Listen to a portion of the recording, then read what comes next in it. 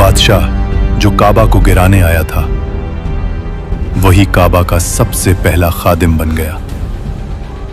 लेकिन उसकी कौम पर एक दिन आसमान फट जाता है, सैलाब शहरों को बहा ले जाता है, और वो कौम जो कल तक गुरूर और ताकत में गुमराह हो चुकी थी, आज वही ताकत पानी में मिट चुकी थी। सवाल ये है, अगर बादशाह खुद ईमान ले आया था, तो फिर उसकी कौम पर ऐसा खौफनाक अजाब क्यों आया कि कुरान ने उनका नाम क़यामत तक के लिए हलाकशुदा कौमों में लिख दिया। कौम तुब्बा का ताल्लुक अरब के सबसे नीचे वाले इलाके से था, यमन। तफसीर इब्न कसीर के मुताबिक एक वक्त था जब यमन दुनिया का सबसे अमीर मुल्क था। सोना पहाड़ों से निकलता था, साफ पानी दरियाओं में बहता था, शहरों के गिर्द फलों से भरे हुए बाग थे। इनके तिजारती रास्ते पूरी दुनिया में फैले हुए थे। इस सल्तनत का नाम था हिमयार एम्पायर, और उनके बादशाहों का लक़ब था तुब्बा। जैसे मिस्र के बादशाह फिरौन, वैसे ही यमन के बादशाह तुब्बा। इन सब में सबसे खौफनाक, सबसे ताकतवर एक नाम उभरता है, अबू करीब असद तुब्बा अल हिमयारी। तफसीर के लफ्जों में है, इसकी फौज ऐसी थी कि अरब ने पहले कभी न देखी।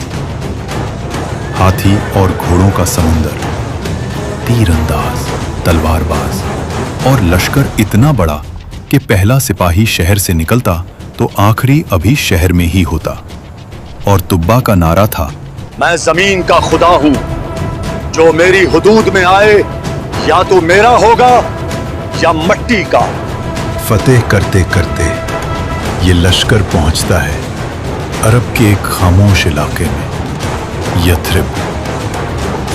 आज का मदीना उस वक्त सिर्फ खजूर के बागात, कुछ यहूदी कबीले और एक अजीब सी सुकून वाली हवा। तुब्बा ने हुक्म दिया, कल सुबह इस शहर को जला देंगे। लेकिन उस रात उसके ख्वाब में एक नूरानी शख्स आता है जो कहता है, इस जमीन को छोड़ दे, यहां मेरा रसूल आने वाला है। तुब्बा घबरा कर उठता है। सुबह यथरिब के रब्बी खुद उसके दरबार में आते हैं। ऐ बादशाह, अगर तूने इस जमीन को छुआ, तेरी बादशाहत का नामो निशान मिट जाएगा। तुम मुझे धमकी दे रहे हो? मैं वो हूं जो शहरों को सांस लेने देता हूं। हम तुझे नहीं, उस नबी के रब का पैगाम सुना रहे हैं जो यहां हिजरत करेगा। तफसीर इब्न कसीर के मुताबिक ये सुनकर तुब्बा के जिस्म पर लर्जा तारी हो गया। उसने पहली बार महसूस किया कि कोई कुव्वत है जो उसके तकब्बुर से भी बड़ी है, और वो पहली दफा अपनी फौज को पीछे हटाता है। मगर शैतान अभी खामोश नहीं था। कुछ लोग तुब्बा के कान में फूंकते हैं, अरब के बीच एक घर है जिसे काबा कहते हैं। लोग वहां सोना चढ़ाते हैं। अगर हम इसे लूट लें तो अरब घुटनों पर आ जाएगा। तुब्बा मुस्कुराया। लश्कर मक्का की तरफ मुड़ता है, लेकिन जैसे ही वो हुदूद में दाखिल होता है, तफसीर के मुताबिक तुब्बा पर अचानक एक बीमारी आती है। जिस्म फूल जाता है, आंखें बाहर, जुबान सूख जाती है, सांस टूटने लगती है। फौज डर जाती है, तबीब नाकाम हो जाते हैं, जादू नाकाम, दुआ नाकाम, और फिर वही रब्बी आते हैं। सच बता, तेरे दिल में क्या था?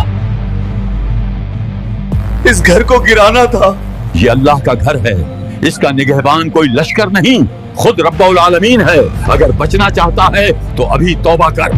और तफसीर के मुताबिक जैसे ही तुब्बा ने नीयत बदली, उसकी बीमारी गायब हो गई। तुब्बा काबा में दाखिल होता है, लेकिन बादशाह बनकर नहीं, फकीर बनकर। उसकी आंखों से आंसू बहते हैं, जुबान से सिर्फ एक जुमला निकलता है, मैं गलत था, तू सही है। वो कुर्बानी देता है, सिर्फ जानवरों की नहीं, अपने तकब्बुर की भी। और फिर वो हुक्म देता है। और तारीख का सबसे अजीब मंजर होता है, तुब्बा अपने यमन से खास कपड़ा मंगवाता है, सबसे बेहतरीन, और अपने हाथों से पहली दफा काबा पर घिलाफ चढ़ाता है। काबा पर घिलाफ चढ़ाने के बाद तुब्बा ने सिर्फ तौबा ही नहीं की, बल्कि एक और काम किया। तुब्बा ने एक खत लिखा आखिरी नबी के नाम। मैं गवाही देता हूं कि आप अल्लाह के रसूल हैं। अगर मैं आपका जमाना पा लेता तो आपकी खिदमत करता। उसने ये खत यथरीब के लोगों को दे दिया और वसीयत की, और तारीख के मुताबिक ये खत नस्लों तक संभाल कर रखा गया और बाद में रसूलुल्लाह सल्लल्लाहु अलैहि वसल्लम को दे दिया गया। इस वाकया का जिक्र कुरान में नहीं आता, लेकिन तफसीर और पुरानी इस्लामी रिवायत में तुब्बा का काबा को घिलाफ चढ़ाने और खत लिखने का एक मशहूर वाकया है। कुरान ने तुब्बा का नाम लिया और तफसीर ने उसका किस्सा खोला। तफसीर इब्न कसीर के मुताबिक तुब्बा दीन हक पर आ चुका था। वो अपनी कौम को बुलाता है, लेकिन उसकी कौम आग की पूजा करती थी, बुतों को रब मानती थी। वो हंसकर कहते थे, तू बूढ़ा हो गया है बादशाह, तुम लोग गुमराह हो चुके हो, अल्लाह को भुलाकर बुतों को सजदा करते हो। और फिर वो फैसला करते हैं, इस चीज का फैसला आग करेगी। यमन में एक रिवायत थी, पहाड़ से एक आग निकलती थी, जालिम को खा जाती थी, मजलूम को छोड़ देती थी। पूरा मुल्क जमा होता है, एक तरफ बुत, एक तरफ तुब्बा और उलमा। आग निकलती है और सीधी बुत परस्तों की तरफ जाती है, उन्हें जलाकर राख कर देती है और तुब्बा के पास आकर ठंडी हो जाती है। हक वाजे हो जाता है। तुब्बा के मरने के बाद कौम फिर शिर्क में, फिर जुल्म। इनकी हालत तो देखो, लगता है आज खाना नहीं मिलेगा। फिर गुनाह, और फिर अल्लाह का फैसला।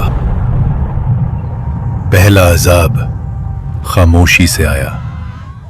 पानी कम होने लगा, बाग पीले होने लगे, जानवर गिरने लगे।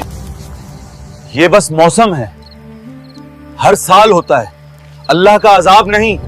लेकिन दिन गुजरते गए और पानी वापस नहीं आया। बादशाह ने कहा था, शायद ये रब का गुस्सा हो सकता है। बादशाह कमजोर हो गया था, हम अभी ताकतवर हैं, हमें किसी रब की जरूरत नहीं। ये वो जुमला था जिसके बाद अल्लाह के अजाब का वक्त आ गया। फिर एक दिन आसमान फट गया, पहाड़ों से पानी आया, नहरों की तरह नहीं, दीवार की तरह। शहरों के शहर बह गए, महल मिट्टी बन गए। जहां सोना था वहां जिस्म तैर रहे थे। या अल्लाह,